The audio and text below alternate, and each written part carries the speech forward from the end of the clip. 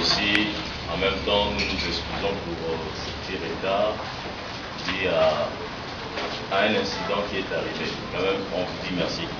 En fait, notre point de presse d'aujourd'hui, c'est le collectif Filimbi, comme étant un mouvement citoyen de jeunes, ensemble avec toute la jeunesse, le parti politique du Rassemblement, ainsi que des associations de jeunes, de mutualités, de mouvements qui militent pour l'avènement de l'alternance en 2016 et pour le changement. Et nous avons une adresse à faire, c'est ce que nous allons lire. Et après, le communiqué vous sera distribué pour diffusion. Le président de la République et son gouvernement doivent démissionner. Communiqué de presse. La jeunesse congolaise, rassemblée au sein de mouvements citoyens, organisations de la société civile et les ligues de jeunes de partis politiques, ainsi que des associations et mutualités des jeunes, condamnent avec la dernière énergie le récent crime odieux commis dans le quartier Ouangoma, à Béni, dans la nuit du 13 et 14 août 2016. Seulement quelques jours après que le chef de l'État, Joseph Kabila, ait séjourné dans cette région. Pire encore, pendant que nous pleurons nos frères, nous apprenons que 2 autres compatriotes ont lâchement été exécutés. Toujours à Béni, cette fois-ci dans la localité de Maïmona, dans la nuit du mardi 16 août 2016. Comme si cela ne suffisait pas, c'est mercredi 17 août 2016, une manifestation pacifique de citoyens congolais à Béni, en deuil, qui avait pour objectif principal de remettre un mémorandum au vice-premier ministre en charge de l'Intérieur, a été violemment réprimé par des policiers appuyés par des militaires. C'est là même qui sont qualifiés, c'est là même plutôt qui sont incapables de les sécuriser. Une action pacifique que le ministre de la Communication et Médias a honteusement qualifié de manifestations pour distraire les forces de l'ordre en insinuant que les manifestants pourraient agir en collaboration avec les auteurs de massacres. Nous disons trop, c'est trop et coquille.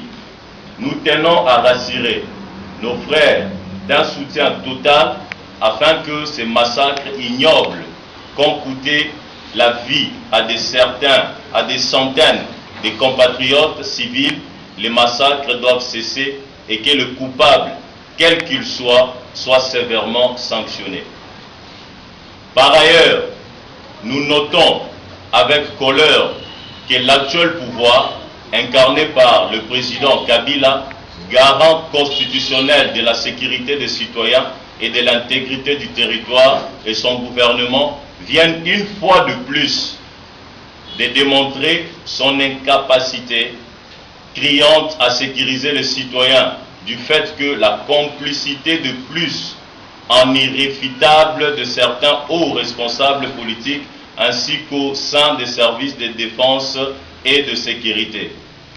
La répétition des actes et l'inaction des autorités tant civiles que militaires depuis pratiquement 2 ans valide cette hypothèse, d'autant plus qu'un récent rapport bien documenté des Nations Unies a très clairement démontré que certains officiers supérieurs au sein de la chaîne du haut commandement militaire de l'armée congolaise, tels que le général Moudos Akili, alors commandant des opérations dans la zone, sont directement impliqués dans ces tueries sans qu'aucune enquête n'ait été ouverte à ces jours. Il ne s'agit donc pas d'une attaque orchestrée par des groupes insurrectionnels, terroristes, radicalisés ou djihadistes, tel que le gouvernement tente maladroitement de le faire croire à l'opinion.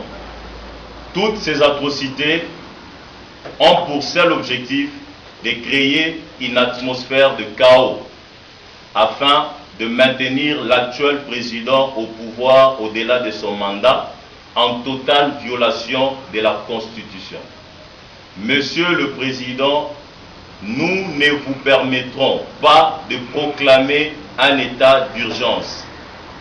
De ce qui précède, nous exigeons la démission immédiate du président Kabila ainsi que son gouvernement. Et dans tout le cas de figure, nous tenons à le dire et à rappeler qu'il devra quitter le pouvoir au plus tard le 19 décembre 2016, conformément à la Constitution. Ainsi, nous informons l'opinion nationale qu'internationale que dans le tout prochain jour, une délégation se rendra à la présidence de la République et à la primature afin de déposer officiellement un mémorandum exigeant la démission de M. Kabila et de tout son gouvernement. Dans la même optique, nous appelons tous les jeunes de la République démocratique du Congo à observer scrupuleusement la journée ville morte de ce mardi 23 août 2016, telle que décidée par le Rassemblement. Et nous appelons tous les jeunes Congolais d'être vigilants et d'être prêts à se prendre en charge, comme le dit notre Constitution dans son article 64. Merci.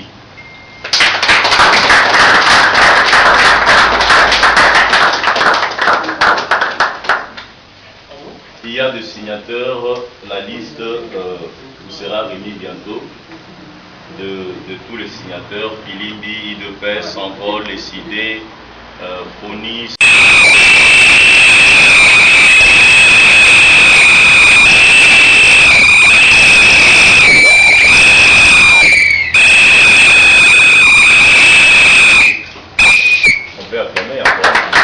Plus nous avons déjà tout dit, nous avons dit pour le respect de la Constitution, le respect, il faut qu'il y ait l'alternance, il a compris. Je ne sais pas quel sera le contenu de notre rencontre. Merci beaucoup. Là, vous jurez que vous n'allez pas rencontrer Kabila, malgré peut-être peut vous envoyer une invitation pour un échange.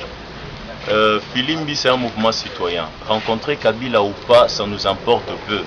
Kabila, c'est une personne, le peuple congolais, c'est 70 millions.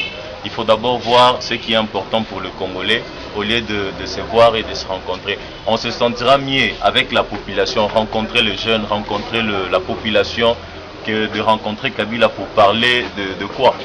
Mais le contenu. Vous tenez que M. Kabila puisse démissionner à l'immédiat. Vous ne voyez pas que vous violez la Constitution en tant que son mandat prend fin le... Non, là il faut rectifier. Demander une démission, ce n'est pas en violation de la Constitution. À l'immédiat? À l'immédiat, ce n'est pas en violation de la Constitution. Mais il est dans le délai constitutionnel. Oui, il peut ou ne pas démissionner, mais dans tout le cas de figure, le 19 décembre, il doit partir. Et s'il n'est pas quoi?